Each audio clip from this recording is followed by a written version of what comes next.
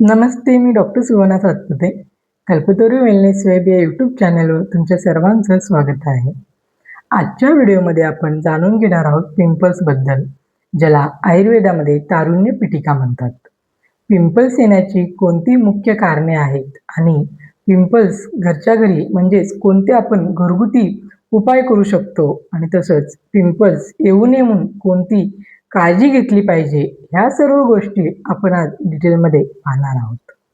तर सगळ्यात पहिला जाणून घेऊया की पिंपल्स येण्याची कोणती कारणे आहेत. आपल्या चेहऱ्यावरचे जे हेअर्स असतात त्यांच्या रूटला सिबॅसिस ग्लँड आणि स्वेट ग्लँड असते. स्वेट ग्लँड हे आपल्या शरीरातील घाम, चेहऱ्यावरचे घाम बाहेर टाकण्यासाठी मदत करते आणि सिबॅसिस ग्लँड हे एक ऑइली ग्लँड आहे जे की सिबम सिक्रेशन करतं. आणि हे सिक्रेशन आपले स्किन हेल्दी राहण्यासाठी फार उपयोगी आहे. पण जेव्हा हे सिक्रेशन काही एक्सटर्नल फॅक्टर्स आणि इंटरनल फॅक्टर्समुळे, आता एक्सटर्नल फॅक्टर्स म्हणजेच काय, धूळ, माती, पोल्युशन, कॉस्मेटिक्सचा अतिवापर ह्याच्यामुळे स्किन पोर्स क्लोज होतात आणि ते सिक्रेशन आतल्या आत वाढत जातं. आणि जेव्हा ते सिक्रेशन बॅक्टेरियाने इन्फेक्टेड होतं तेव्हा तिथे पिंपल्स येतात. तर आता इंटरनल फॅक्टर्स काय काय आहेत, पिंपल्स येण्याची कोणती कारणे आहेत ते आपण जाणून घेऊया. तर सगळ्यात पहिलं येतं hormonal imbalance. Specially testosterone, oestrogen, progesterone ह्या हार्मोनच्या कमी किंवा जास्त वाढीमुळे म्हणजेच जेव्हा याच्यामध्ये इम्बॅलन्स होतो तेव्हा त्याचा परिणाम आपल्या स्किनवरती दिसायला लागतो. त्याच्यामुळे पिंपल्स येतात.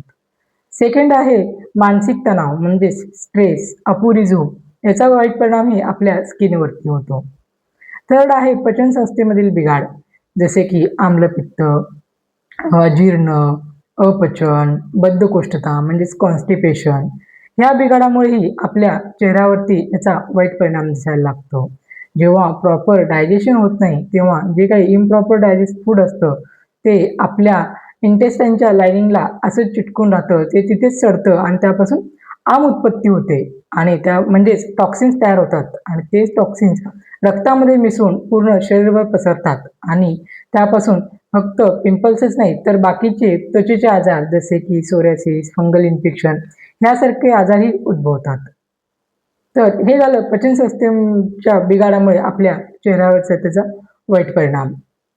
नेक्स्ट ॲज पर आयुर्वेदा जेव्हा पित्तवर्धक आहाराचं अतिसेवन केलं जातं, म्हणजेच जास्तीचं तेलकट, तिखट, मसालेदार, मांसाहार यांचं अतिप्रमाणात सेवन करणे, प्लस चहा, कॉफी, कोल्ड ड्रिंक्स यांचं अतिप्रमाणात सेवन करणे, junk food, bakery product, fast food, fermented food म्हणजेच इडली, डोसा, उत्तप्पा यांच्या अतिप्रमाणात सेवनामुळे शरीरामध्ये पित्तदोष वृद्धी होते आणि जेव्हा शरीरामध्ये पित्तदोष वृद्धी होते तेव्हा रक्तधातू दूषित होतो आणि झालेल्या रक्तधातू दूषितमुळे त्याचा परिणाम आपल्याला स्किनवरती दिसायला लागतो. स्किनवरती रॅशेस येणे, स्किनवरती पिंपल्स येणे आणि प्लस नंतर फंगल इन्फेक्शन, सोरियासिस यासारखेही आजार होऊ लागतात.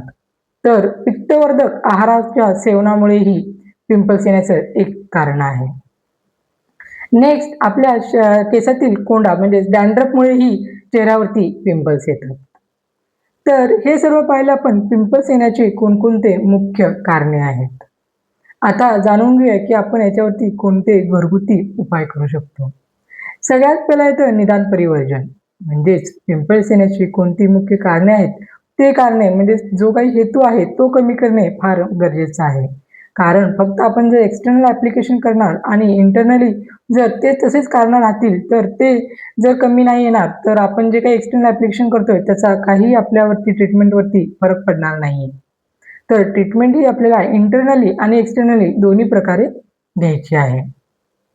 तर जर पहिला हेतू दूर करणे फार गरजेचं आहे. जर पित्तवर्धक आहारामुळे जर आपल्याला पिंपल्स येत असतील, तर जे काही पित्तवर्धक आहार आहेत म्हणजे ते तिखट, तळलेले, तेलकट, मसालेदार पदार्थांचं सेवन कमी करायचं आहे. मांसाहाराचं सेवन कमी करायचं आहे. तसंच चहा, कॉफी, कोल्ड ड्रिंक्स यांचं प्रमाण कमी करायचं आहे. Bakery product, junk food, fermented food यांचंही प्रमाण कमी करायचं आहे आणि प्लस साखर, मैदा आणि एक्स्ट्राचं मीठ म्हणजे जे काही बेकरी प्रोडक्ट असतात, त्यामध्ये लाँग टाईम प्रिझर्व्ह राहण्यासाठी एक्स्ट्रा मीठ वापरलं असतं. त्यामुळे हे सर्व गोष्टी आपल्याला अव्हॉइड करायच्या आहेत किंवा त्यांचं कमीत कमी प्रमाण तरी आपल्याला कमी करणं गरजेचं आहे.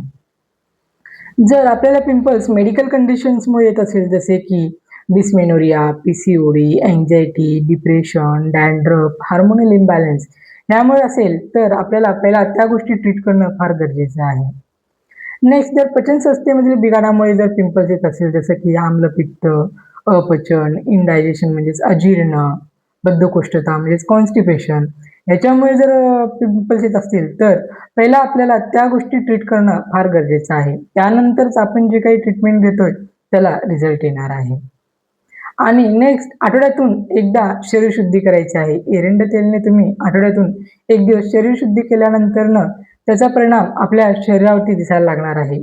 आपल्या शरीरातील जे काही मल किंवा जे काही घाण साचून राहिली आहे, ती पूर्ण बाहेर टाकून देण्यास मदत होते. आतड्यांची पूर्ण शुद्धी होते आणि जे काही इनडायजेस्टिव्ह फूडमुळे जे आम उत्पत्ती आणि टॉक्सिन्स तयार होतात, ते सर्व तयार व्हायचं बंद होतं आणि त्याच्यामुळे जे काही स्किन इन्फेक्शन, जे काही पिंपल्स, स्किन डिसीजेस होतात, ते आटोक्यात येण्यास मदत होते.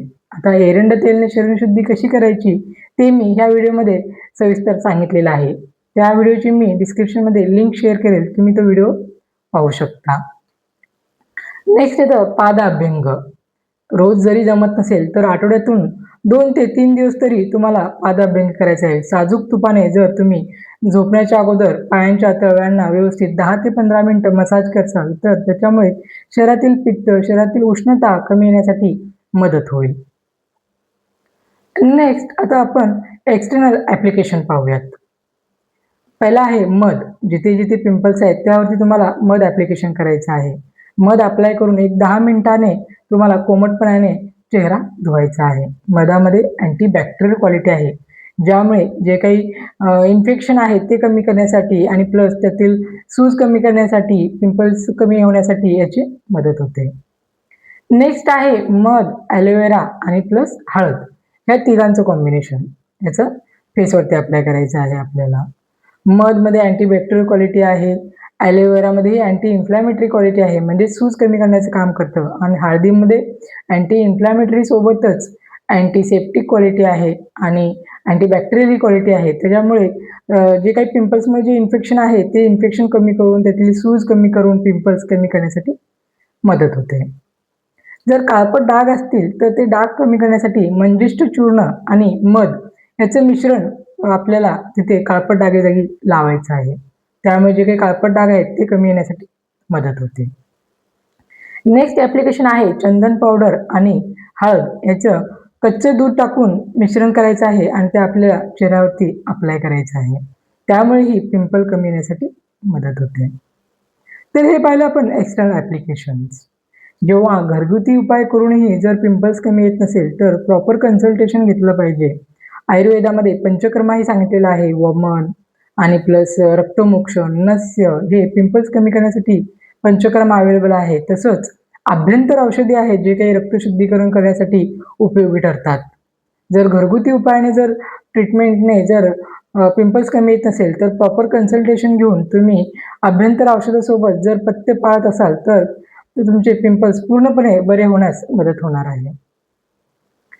तर आजच्या व्हिडिओमध्ये आपण जाणून घेतलेलं आहे की पिंपल्स म्हणजेच तारुण्य पिटिका येण्याची कोणती मुख्य कारणे आहेत आणि तसंच त्याच्यावरती आपण कोणते सोपे घरगुती उपाय करू शकतो आणि प्लस त्याच्यासाठी आपल्याला कोणकोणती काळजी घेतली पाहिजे, कोणकोणते पथ्य पाळले पाहिजेत, ह्या सर्व गोष्टी आज आपण डिटेलमध्ये पाहिल्या आहेत.